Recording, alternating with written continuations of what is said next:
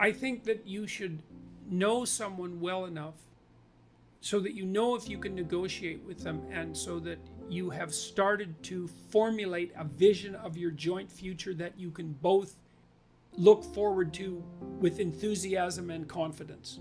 And of course, that's going to depend to some degree on your level of maturity, but that means you've considered such things as, do you have a sufficient number of joint interests, and are you oriented in the same direction with regards to how you're going to handle your joint careers and the possibility of children, and the manner in which you're going to interact with your in-laws. And you have to start considering your life together from the perspective of practicality and economics, I would say. So it can't just be that massive erotic attraction that's associated with love. Although I think that's extraordinarily important, and you're unbelievably fortunate if you have that, and you should do everything you can to maintain it, and that takes effort. That takes real effort and will. But you need to ally that with maturity and intelligence. And the maturity and intelligence is, okay, we're going to put our lives together. What's that going to look like at the level of detail? How are we going to handle our finances? Where are we going to live? What are our joint plans going to be? If you want to set up a household with someone, then there's a lot of things that you need to get straight. And you either do that by bringing your unconscious assumptions to bear on the situation and perhaps clashing where they don't match, or you sit down like a conscious and aware and articulate couple and start to negotiate what your joint responsibilities are going to be. And so that would be, well, who's responsible for the meals and when, and what are you going to eat, and who's going to get groceries, and who's going to pay the bills, and who's going to do which part of what household chores there are to do, and how is that going to be laid out fair. And so you should get to know the person that you're with well enough so that you can start discussing the real practical issues of life and determine whether or not you're capable of negotiating that. Unless you've really made a commitment to someone, like a lifetime commitment, and that's a serious commitment, one that you're not going to back out of. You're not going to take the relationship with the seriousness that's necessary to make it of the highest possible quality and sustainability across the course of your life. And it's really important that it is of that high quality and sustainability, because the relationship, especially when it starts to produce children, is a machine, let's say, a machine that you jointly operate that adds immensely to the quality of your life and the depth of your life. I mean, you have the rope and strand of your life, and your partner has the strands and the rope of his or her life, and then those are tied together to make a stronger rope. And then that unites you across time, and then you undertake massive adventures together. And some of that is the establishment of a household, and the establishment of joint careers, and the maintenance of each other's mental and physical health, and the maintenance of a high quality sexual life, and all of that. Very, very challenging to do all of that.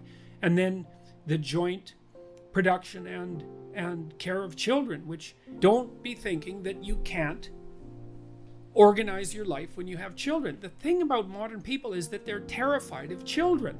And it's because they regard children as if they're miniature tyrants. And they can be, of course, because anyone will tyrannize over you if you allow them to.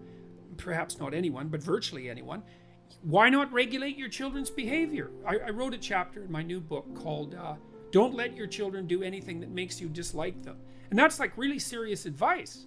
It's like, if you allow your children to conduct themselves around you in a manner that makes you dislike them, if you're paying attention to the shadow side of yourself that can be aggressive and destructive, then having children is going to mess up your life. But you don't have to do that. You actually have a tremendous amount of control over the quality of your relationship with your children, and also the manner in which you choose to disperse your time. And I mean, don't be afraid of children, man. You're the adult, for God's sake. You've got the upper hand, and if you have a partner you can rely on, well then, you can both decide how it is that you're going to run your household so that you're actually thrilled to death that you have kids and that you have a life. Well, so I have a good marriage, thank God for that, and that's partly due to the outstanding moral quality of my wife, who I'm also extraordinarily attracted to. We've built a life together, and we've had kids together, and we're happy with our kids, and we had plenty of struggle with our kids, because one of our children, my daughter, had serious health problems, which she seems to have managed to resolve, partly as a consequence of our own brilliance. But, we've set ourselves up now so that our children are respectable and mature young adults, so thank God for that. And they've got partners who we both really like, and they're going to have children, and well, hooray, that means that this next part of my life is going to be something that I can advance into with a fair bit of hope.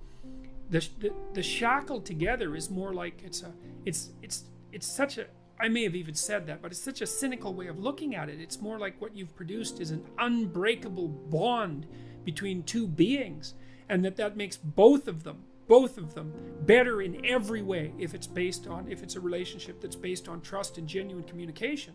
It's a very difficult thing to attain, because you have to be willing to tell the truth, and the truth is generally a horrible thing. It's easy to tell truth when everyone wants to hear what you have to say, but it's very difficult to tell the truth when no one wants to hear it, least of all yourself. You're not coming clean about old lies, generally, if that will ruin lives.